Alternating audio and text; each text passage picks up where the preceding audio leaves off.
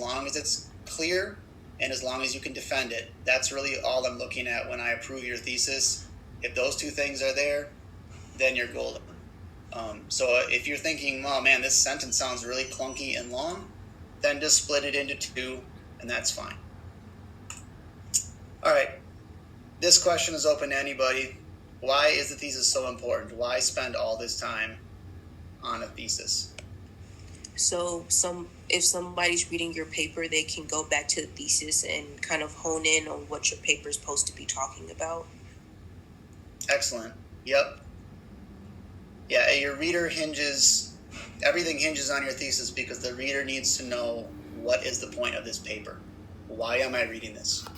Okay. And as someone who reads a lot of papers, I will tell you right now, my most frustrating thing is when a student doesn't have a clear thesis. Because now I've got a grade, I've got to figure out, did they prove their point when I don't know what their point was? And so it's really hard for me as someone who's grading the paper and seeing if you did a good job arguing your point. It's nearly impossible for me to understand anything if I'm still wondering, what were you trying to accomplish from the get-go? So the thesis is super important. Essentially, like Z said, without a clear defensible thesis, your reader won't be able to understand your essay. Okay. All right. This is just something for your outline, which we'll work on today. But make sure you follow the order of your subclaims. So if your thesis was this, a wicked person exhibits three main traits. They're vindictive, they show no remorse, and they take pleasure in harming others. Those three, in that order, will also be the order of your body paragraphs. Again, some of you will do this naturally, but don't mix them around. If you said the first reason they're evil is because they're vindictive, then body paragraph 1 should be an evil person is vindictive, right? So make sure you keep those subclaims in order. You can also rearrange this order. Again, thinking of a little next level writing tactic. If you put your strongest point as your third point, that's freshest in the reader's brain once they've finished reading your paper. So it actually is more persuasive if you put your strongest point as your third point.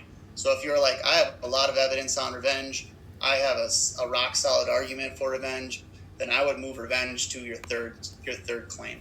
Okay, and we can always change that after you write your rough draft. Okay, speaking of body paragraphs, they're going to be comprised of the following elements.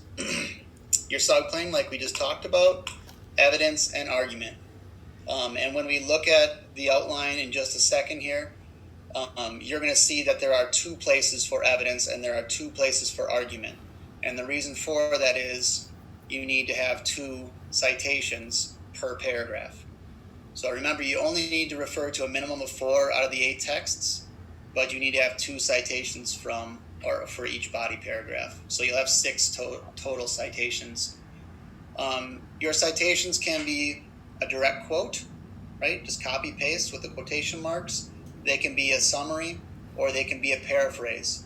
And how do you choose between those? Well, you're going to have to look at your argument and see which best fits it. If you're going to use, for instance, a cask of Amontillado, and you want your reader to understand how ridiculous Montresor's revenge on Fortunato was, it might be better for you to paraphrase the plot than to take a specific quotation from it.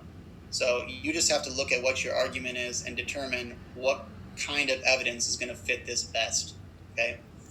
So it's up to you, however you want to do it that way.